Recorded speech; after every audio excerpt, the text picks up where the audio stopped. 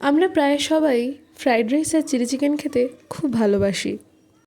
But do you know কি fried rice ছাড়াও মশালা rice বলে কিছু একটা আমি ইনভেন্ট করেছি, সেটা তোমরা বলতেই পারো। হ্যাঁ, আমি জানি এর আগে তোমরা খেয়েছো যে ভাতটাকে ভেজে নিলেই হয়ে যায় মশালা রাইস, বাট একটু অন্যভাবে করা যাক। একটু হলুদ, একটু মশলা, একটু বেশি করে গার্লিক, একটু পেঁয়াজ, আর হ্যাঁ, সবজিটা দিতে ভুলো না আবার। শীত মানে ফুলকপি, আর তার সাথে গাজর, বিনস আর ক্যাপসিকামটা যেন মাস্ট হয়।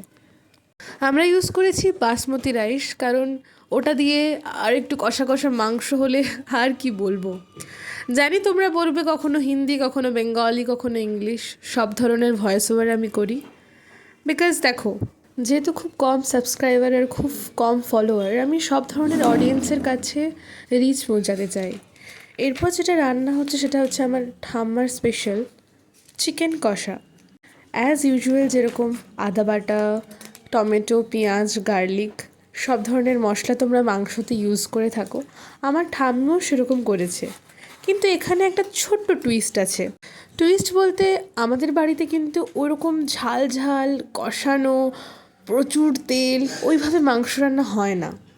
খুব কম তেলে, তোমরা দেখতেই পাচ্ছ, খুব কম তেলে সেম মশলা, লঙ্কা খুব কম, কষানো কষানোই মাংস হলো, আর খেতে দারুণ টেস্ট। তোমরা দেখতেই পাচ্ছ যে নর্মালি রান্না হলো, কিন্তু না আছে এটাতে বেশি তেল মশলা, না আছে খুব পরিমাণ ঝাল। একদম বলতে পারো একদম হেলদি টাইপেরই বলতে পারো। যেহেতু মশালা রাইস হচ্ছিলো, তার সাথে তো কষা মাংসই ভালো লাগবে, ঝোল ঝোল না করে। তাই আজকে ভালো করে ঠাম্মা আলু দিয়ে, লঙ্কা দিয়ে, কাঁচা লঙ্কা সিদ্ধ করা, দেখতেই পাচ্ছ তোমরা, ভালো করে রান্নাটা করলো। আর হ্যাঁ, সব কিছু যে স্পাইসি খেলেই ভালো লাগবে ব্যাপারটা কিন্তু একদমই সেরকম নয়।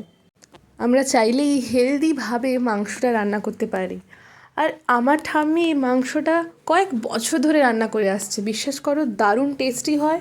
আর খেতে তো তোমরা দেখতেই পাচ্ছ বোনের রিয়াকশন।